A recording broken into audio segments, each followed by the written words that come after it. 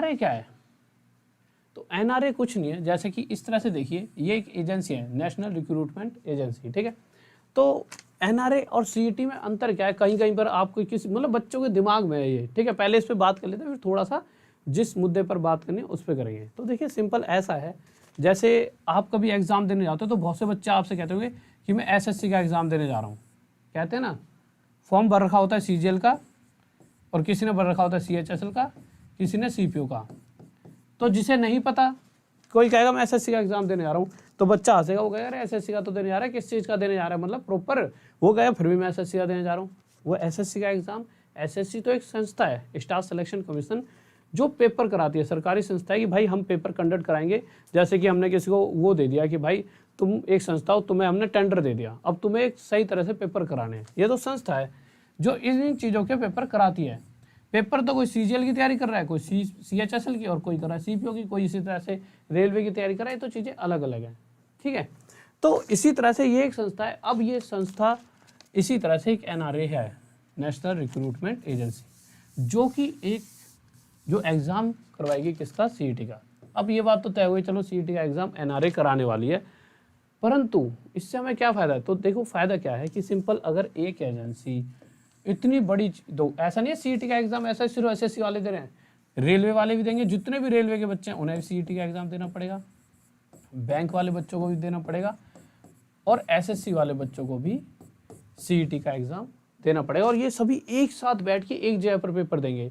और जब एक ही संस्था के पास इतना सारा इसे पैसा भी दिया जाएगा कि भाई साहब, ये यूँ कहेगा नहीं कि जी अकेला सारा खेल संभाल लो और अच्छे लेवल पर तो पैसा दो, और जब अच्छा पैसा होगा तो अच्छे लेवल पर संभालेगा भी, नकल नहीं होने देगा, और सभी बच्चे एक साथ पेपर देंगे। तो जो सबसे बड़ा फ़ायदा होगा, जो मुझे नज़र आ रहा है यहाँ पर, वो आपके लिए नज़र आ रहा है कि नकल वगैरह जो होती थी ना, जो धोखेबाजी सी होती थी, बच्चा ना दो, सबसे ज़्यादा बच्चा कहाँ पर टूटता है? बच्चा टूटता है अंदर ही अंदर। वो जब बहुत तैयारी कर लेता है, अच्छा एग्ज़ाम भी देता है, फिर उसके बाद भी नकल वकल होने की वजह से वो पीछे रह जाता है। तो वो यहाँ पर मैक्सिमम कोशिश रहेगी इनकी ख़त्म हो जाएगी। मेन चीज़ ये इसीलिए ही बनाई गई है। नहीं तो ऐसा नहीं है कि कुछ आपको कोई नई बुकें पढ़नी पड़ेंगी, बुकें वही रहेंगी, हल्का फुल्का सिलेबस इधर उधर होगा, वो तो तुम वैसे भी इतनी मेहनत कर रहे हो तो थोड़ा सा उसमें से इधर उधर पढ़ लोगे, वो कोई दिक्कत नहीं है। इसका बनाने का मेन मकसद यही है कि जो दोस्त ये चीज़ वो है जो सरकार बता नहीं रही, बट हाँ जिस तरह से मैंने इसको पूरे सर्वे कराया, तो इन द एंड वो यही चाहते, क्योंकि मुद्दा ये उठाते हैं ये सीईटी वगैरह तभी ये लागू होने के लिए बात तभी आई थी जब ये नकल वगैरह की बहुत ज़्यादा बात उठ चुकी थी एसएससी वगैरह पे। ऐसे ऐसे भाई सब जगह ये हो गया था कि ये तो ख़त्म हुए, ये तो दिक्कत है। तब आया था कि भाई सीईटी लेकर आएंगे, यानी कि अब एनआरए कराएगी तो सभी का एक साथ कराएगी, इन सभी का। अब जो दूसरा बच्चों के दिमाग में सबसे डाउट आ रहा था, एक बच्चे ने मुझे मैसेज करा, सर मैं 10th का बच्चा हूँ, क्या मैं सीईटी का एग्ज़ाम दे पाऊँगा? एक कह रहा सर जी मैं 12th का हूँ।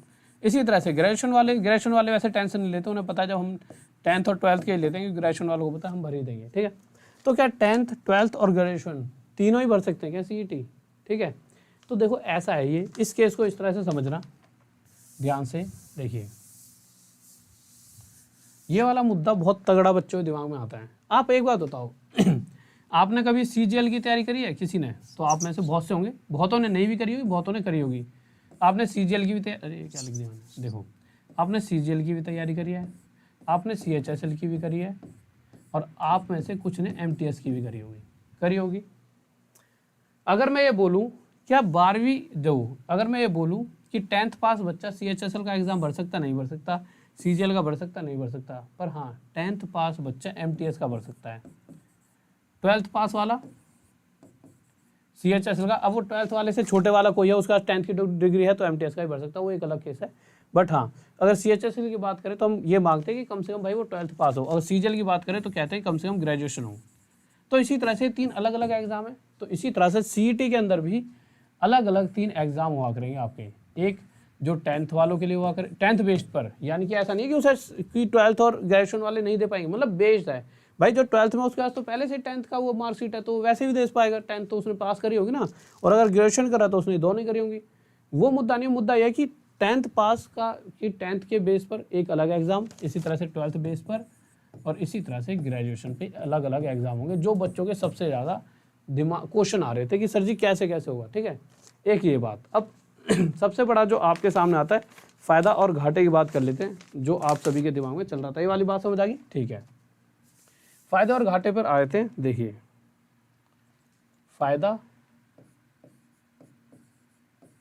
और घाटा, शायद इसकी मात्राओं पे मत जाना, ठीक है, ये गलत भी हो सकता है, बट मुझे कोशिश तो ये है कि ये सही होगा, ठीक है।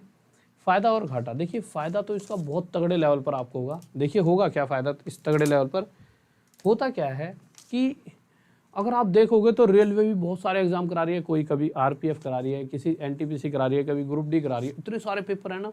इसी तरह से आप एक बात बताओ, कहीं पर आप ना गए, आपको ये दिखा कि यार यहाँ पर ना कब सिर्फ कितनी सीट हैं, 2000, और एक जगह पर आपको दिखा कि भैया एक साथ 1 लाख सीट हैं, यानी कि जो एग्ज़ाम हो रहा है वो 1 लाख सीटों के लिए हो रहा है। तो आपको मज़ा किस में आएगा, इस 2000 वाले में 1 लाख, तो आपको मज़ा आएगा जब 1 लाख जॉब्स हैं और इन सभी के साथ लिए हमें एक साथ सब गए एक साथ और पेपर देने जा रहे हो आप 1 लाख जॉब के लिए, तो आपको ज़्यादा अंदर से मोटिवेशन मिलेगा। सबसे पहली बात आपके लिए यही खुशी रहेगी कि इसमें क्या होगा कि इसमें ना आप सभी के लिए एक साथ बहुत सारी जॉब्स के लिए आप पेपर देने जाओगे, भैया फ्री तो ही देना आपको, है ना, तो उसके बाद आप एक साथ जाओगे तो बहुत सारी जॉब्स होंगी, तो ये आपके लिए एक फ़ायदेमंद पॉइंट रहेगा, इससे आपको मोटिवेशन मिलेगी। दूसरी चीज़ जो मोटिवेशन की यहाँ पे रहेगी सॉरी यार, वो आप ऐसे समझिए, अपने घर में समझ लीजिए, आस पड़ोस में कोई आदमी रहता है, उसकी जैसे 4 लड़कियां हैं, है ना, अब 4 लड़कियां हैं, या फिर तुम ये समझ लो तुम 4 भाई हो। अब भाई साहब सबसे पहले वाले की अगर तुम्हें, या लड़कियों का केस लो, क्योंकि ना इंडिया में थोड़ा सा यहाँ पर दिक्कत क्रिएट हो जाती है कि यहाँ पर ना ज़्यादा मतलब ना हमें जबकि इस तरह से इन चीज़ों से बचना है, बट देखा जाए तो होता क्या है, प्रॉपर जो नॉर्मल यार इंडिया में कि भाई लड़कियों की शादी करानी पैसा लगेगा, हर कोई सोचता है 4 लड़कियाँ हैं शादी करानी है, इंसान ने सोच लिया मेरी 4 लड़कियाँ, मुझे 60 लाख का तो खर्चा इन पे करना ही पड़ेगा, अच्छी शादी करानी है, ऐसा सोचते हैं, बट इन चीज़ों को ख़त्म करना है, तभी आप पढ़ रहे हो, और आप पढ़कर इन चीज़ों को नहीं ख़त्म कर पाए, खर्चे वर्चे को सामने वाले पे आदमी प्रेशर आया था, तो आपको पढ़ाई करने का कोई फ़ायदा नहीं है, ठीक है। अब 4 में से अगर पहली वाली की शादी हुई, पहली वाली पर उसने भाई सब ने खुशी खुशी शादी करी, 30 लाख खर्चा हो गया, अब अगले आदमी की जेब में सिर्फ 30 लाख बचे और लड़कियां 3 बची, और शादी सबकी धूमधाम से करनी है, और अगली लड़की की शादी भी 2 से 3 महीने बाद आ गई, 3 महीने बाद आ गई, या तो वो इस शादी को टालेगा या वो 3 महीने के बाद दूसरी लड़की की शादी करेगा, तो इसमें से अगर उसने 15 लाख भी खर्च करा तो अब उसके पास 15 ही बचे, तो यानी कि ये करेगा क्या, ये अब 2 जो लड़कियां बची हैं उनको 7.5 लाख में अगर शादी करेगा या 10 लाख एक पे लगा देगा, तो अगली लड़की की शादी कहीं ना कहीं टल जाएगी। जो ये एग्ज़ाम टलते थे ना, आप सभी को ऐसा लगता हो क्यों टल रहे हैं, ये इसीलिए टलते हैं, ये जो पैसा होता है ना कहीं यूज़ हो जाता है, ठीक है, पैसा आया उसका यूज़ हो गया सरकार के अंदर, फिर ये एग्ज़ाम टल जाते हैं लंबे टाइम तक, वो चीज़ यहाँ पर रुक जाएगी। क्यों रुक जाएगी, क्योंकि अगर मैं कह दूँ कि भाई आपको इस व्यक्ति को 4 लड़कियों की शादी एक साथ करनी है, ठीक है, तो 4 लड़कियों की शादी जब ये व्यक्ति कर रहा होगा तो ये क्या करेगा, ये पूरा फोकस करेगा उस शादी पे, वो सोचेगा 40 में से 60 में 40 भी चारों पर खर्च कर दूं एक बारी में शादी में, तो कहीं ना कहीं शादी एक बहुत बेहतरीन तरीके से, और इससे प्रेशर भी होगा कि चारों की शादी कर रहा हूँ बढ़िया होनी चाहिए। इसी तरह से इन पे एनआरए वालों पे पूरा प्रेशर होगा कि भाई साहब कि मेरे पर जिम्मेवारी है, इतने सारे बच्चों का एग्ज़ाम बढ़िया कराना है, तो सबसे बड़ा फ़ायदा ये है। और एक साथ इनको पता है कि ऐसा नहीं है बहुत सारे एग्ज़ाम लेने की, भैया बहुत सारे एग्ज़ाम लेने से थोड़ा पैसा ख़त्म हो जाएगा, इन्हें 2 ही पेपर लेने साल में तो इन पे प्रेशर क्या, भैया 2 ही पेपर करवाने तुम्हें, ये भी अच्छी तरह नहीं करा पाए तो हटाओ अपने साइड हो जाएगा ना, हम कह सकते हैं, तो इन पे प्रेशर रहेगा, तो ये बहुत बढ़िया तरीके से कटाएंगे, नकल वकल ज़्यादा नहीं होगी।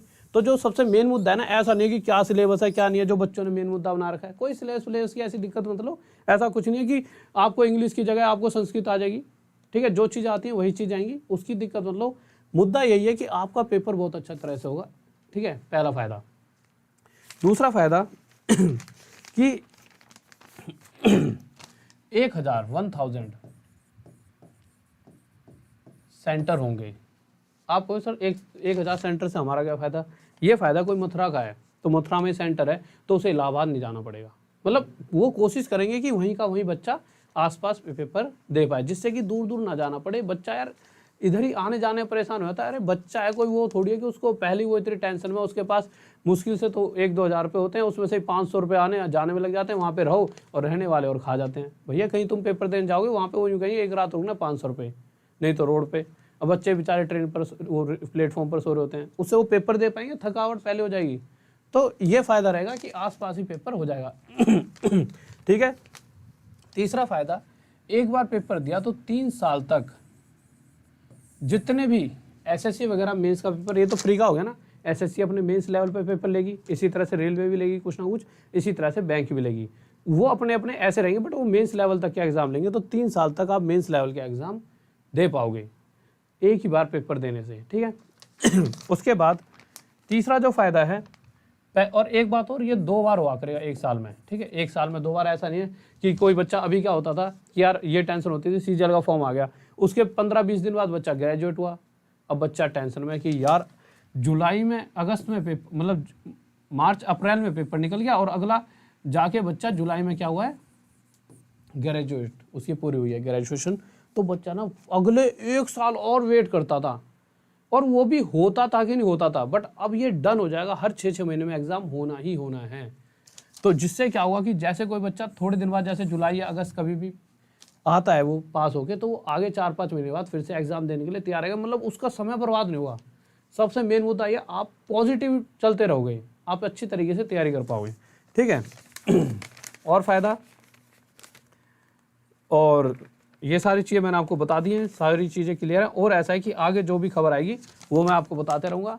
तो अभी आपका ये और भी ऐसा है, स्टेट में, स्टेट वालों को भी इसमें, मतलब स्टेट वालों के साथ ऐसा नहीं है, बट आगे जाके ये एनआरए ही ऐसा करेंगे, ऐसा कह रहे हैं, बट अभी कुछ कह नहीं सकते, आगे आगे की बात देखेंगे। बट हाँ, इसका फ़ायदा होगा आपको, और बहुत ही ज़्यादा, ठीक है। मेरे भाई सीईटी का हिंदी भाषी को क्यों नुकसान होगा? कोई नुकसान नहीं है। क्यों नुकसान होगा ये बताओ, हैं? एक बात बताइए, कोई नुकसान नहीं होगा आपको लग रहा है? पहली बात तो एग्जाम सभी लैंग्वेज में होगा, किसी एक लैंग्वेज में नहीं होगा, सभी लैंग्वेज में होगा। कम से कम ये कह रहे हैं कि 12 लैंग्वेज में एग्जाम होगा, ठीक है। और आप सोचो कि यार हमारा तो ऐसे यूपीएसआई है, अभी वो तो इसके अंदर नहीं आ रहा ना कि उसमें हिंदी भी आती है, तो उसके लिए शायद ऐसा करेंगे ना कि यार कि अगर इस तरह का कोई एग्जाम है स्टेट वाला, तो उसके लिए एक अलग सीईटी होगा। जैसे कि सीटेट होता है तो यूपी टेट भी होता है, इस तरह से होता है ना। सीटेट सेंटर का है तो यूपी टेट भी हो रहा है, जिसमें हिंदी वगैरह भी ज़्यादा आती है। तो इस तरह से आपका भी पूरा आगे, ऐसा नहीं है कि अभी आप जिस एग्जाम में इंग्लिश, मैथ्स, रीजनिंग, जीएस ये चारों आती थी, वही चारों उठाए हैं, तीनों उठाए हैं अभी, रेलवे, बैंक और आपका एसएससी। इसीलिए तो उन्होंने सब कुछ नहीं लिया होगा, उन्होंने भी सोचा होगा कि यार कुछ एग्जाम ऐसे हैं स्टेट के, जैसे कि यूपी, बिहार ऐसा ही होगा, यूपी ऐसा ही होगा, इस तरह के एग्जाम है जिनमें हिंदी आती है, आती ही नहीं आती हिंदी, तो उन्होंने इस तरह के स्टेट वाले उठाई नहीं अभी। उन्हें भी लग रहा होगा कि यार इस तरह से तो फिर जिसको, जो बच्चा हिंदी से ही प्रॉपर तैयारी कर रहा है और हिंदी का पेपर नहीं हो तो दिक्कत होगी, तो आगे इस पर संशोधन करेंगे। बट जितना हो सकता है उन्होंने कर दिया, आपके लिए फ़ायदा होगा, ठीक है। सर रेलवे में इंग्लिश पढ़नी होगी क्या फिर? मेरे भाई देखो, ऐसा नहीं आपको घाटा है इंग्लिश पढ़ने से, ऐसी लेवल की इंग्लिश नहीं आएगी कि आप, ऐसी इंग्लिश आएगी, ऐसी मैथ, ऐसी रीजनिंग कि हाँ हर बच्चा प्री क्लियर कर पाएगा, ठीक है। और वो उसके बाद कट ऑफ पे भी डिपेंड करेगा कि भैया जो बैंक वाले कहें कि जो, जैसे आपका मान लो 200 नंबर का पेपर है, ठीक है, तो शायद जिनके 50-50 नंबर आएंगे, ऐसा नहीं है कि सारे के सारे दो, जैसे 200 नंबर का पेपर है, कुछ बच्चे ऐसे थे जो 50-50 वाली कट ऑफ को पार कर रहे, कुछ ऐसे 100 वाले, और कुछ ऐसे जो 120 वाले। तो रेलवे ने कह दिया कि जिसके भी 50 से ज़्यादा आ रहे हैं वो हमारा एग्जाम दे सकते हैं, यानी कि आपकी एक अलग से कैटेगरी हो जाएगी। हाँ भाई, इतने ही होशियार बच्चे भी इतना भी बच्चा दे सकता है, पर बैंक कहते नहीं, हम तो 100 से भी ज़्यादा जिसके हैं हम तो उसका ही एग्जाम लेंगे। इसी तरह से मतलब पेपर ऐसा बनाएंगे जिससे आप सब आराम से दे पाओ, ठीक है। अब एज, हाँ ये वाली बात मैंने लिखी हुई थी, और वही मैं कह रहा था कि एज वाला, ये बहुत ज़्यादा मैसेज आ रहा था, सर एज कितनी है? देखो एज के बारे में जान लेते हैं। एक बच्चे ने मुझे मैसेज करा इतना प्यारा सा, और वो भी मैं सोच रहा कुछ बताने वाला था आपको। एज, तो उसने कहा सर बहुत सी जगह बताई जा रहा है कि कितनी भी बार हम एग्जाम दे सकते हैं। उसने मुझे प्रॉपर ये मैसेज करा, इसीलिए मैंने, मेरे को वीडियो ऐसे बनाई थी, पर 3-4 ऐसे मुझे मैसेज लगे जो मुझे लगता था कि नॉर्मल जो एक ऐसी चीज़ होती है ना जो पढ़ाई से रिलेटेड होती है, वो समझ आ गई, नॉर्मल चीज़ें आपको नहीं पता लग पाई। बहुत से टीचरों ने बताया कितनी बार एग्जाम दे सकते हैं, उन्होंने शायद कुछ और बातें बताई होंगी, वो शायद आप ना समझ पाए हो।